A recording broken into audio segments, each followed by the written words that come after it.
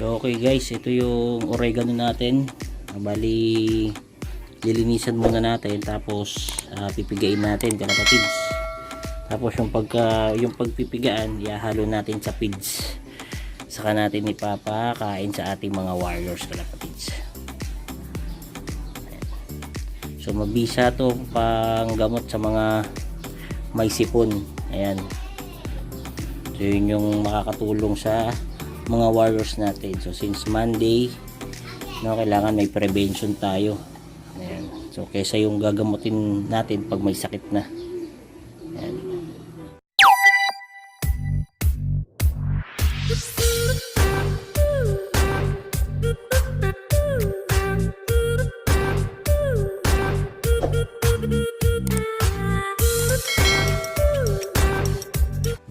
So ayan kalapatids, no, hindi na natin ito pakukuluin. Hindi na natin pakukuluan kalapatids. Ayan. So pagkatapos natin hugasan, pipigain lang natin siya ng mano-mano dahil wala naman tayong blender para pakatasin siya, no. So ayan, pipigain lang natin yan kalapatids. So ito na yung ano natin, finished products kalapatids, no. So napiga na nga natin yung oregano at ito na siya. So piniga natin yung oregano kalapatids gamit itong tela.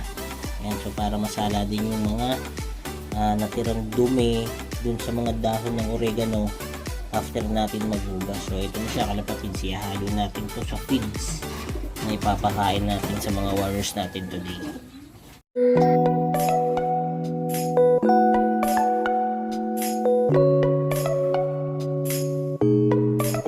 So ito yung feeds natin ibibigay sa ating mga warriors kalapatids. Ayan. So mayroon tayong hinalong mga mani at saka yung safflower.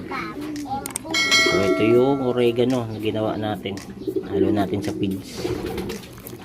Ayan. So ayan kalapatids, bali inalog na natin siya at ayan, no. So nakita niya naman na masama-sama lahat ng mga feeds. No, ayan. So ito na yung ipapakain natin sa ating mga warriors kasama ng mga breeders. Ayan. So kahit may sisiw, no, safe yan dahil herbal naman yung oregano. So ayan kalapatids, so papakain na, no? Magana naman yung mga warriors natin. Ayan.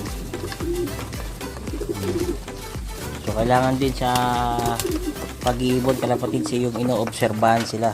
Yun. Sa pag-observe nga natin, napansin nga natin si Yuwa, ayun, no. Pikit yung isang mata niya. Ayun, no. So yun, pwede natin ibigay yung oregano, yung katas ng oregano dyan kalapatids ng 7 days. Yan, oh. Ayun, bibigyan natin si Yuwa kalapatids ng oregano, katas ng oregano. Ayun kalapatids, nandito si Yuwa. Bibigyan natin siya ng katas ng oregano.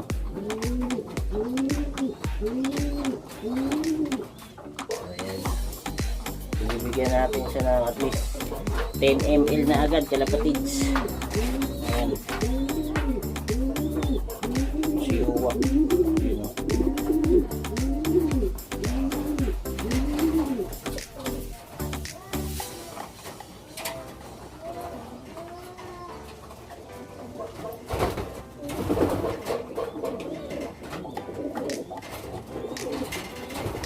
Maganda to kalapatids kung meron kayo ng syringe o yung dropper. Ayan, para syempre hindi rin natatago.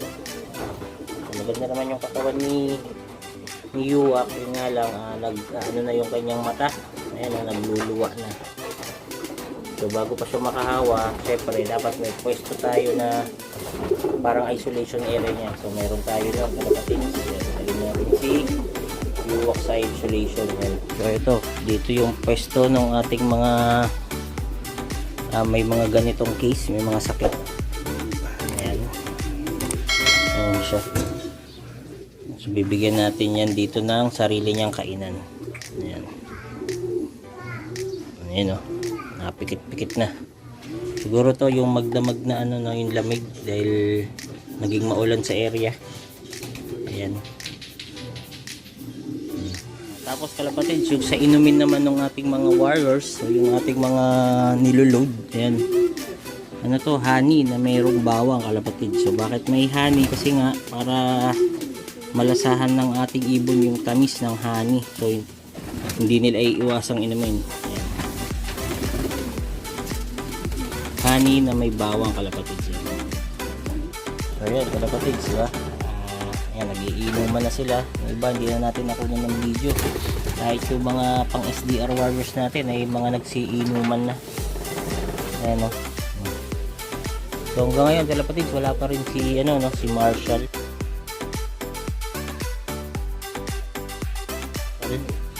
Ito na nga pala ulit si Millions. Ayan. So yung iba nating SDR ay hindi pa pumapasok. Nandun sila sa ating viewing pen. So ayan kalapatids, yung ating viewing pen. So siyam yan. So nagsipasukan na yung 4. So 5 na lang silang natitira dyan kalapatids. Ayan. So yun kalapatids, no, yung ating honey at yung garlic ay parehas may antioxidant at saka anti-inflammatory, no. Alam naman natin kung ano yung anti-inflammatory at saka yung antioxidant. Tapos yung honey ay meron ding antibacterial agent. Ayun.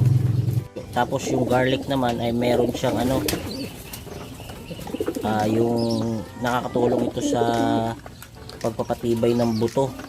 At tapos ini-improve din niya yung ano, immune system ng ating mga ibon kalapatids. Tapos ang isa sa gusto ko sa garlic is yung merong detoxification, which is yun yung kailangan nga natin, na kailangan ma-detox yung ating mga ibon pagkatapos ng race nila.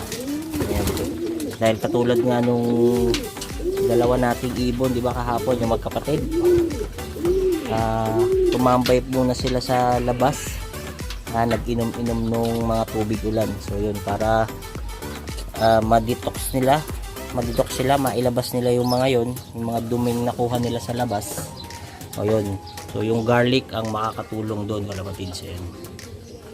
So yun kalapatids, no, one of the best thing din na pwede nating ibigay sa ating mga ibon is yung time of observation kalapatids. So paano nga natin sila mabibigyan ng mga gamot o vitamins na kailangan nila kung hindi nga natin sila naoobserbahan? So paano natin sila mabibigyan ng gamot sa sipon kung hindi nga natin nakikita na may mga sakit na pala sila, no?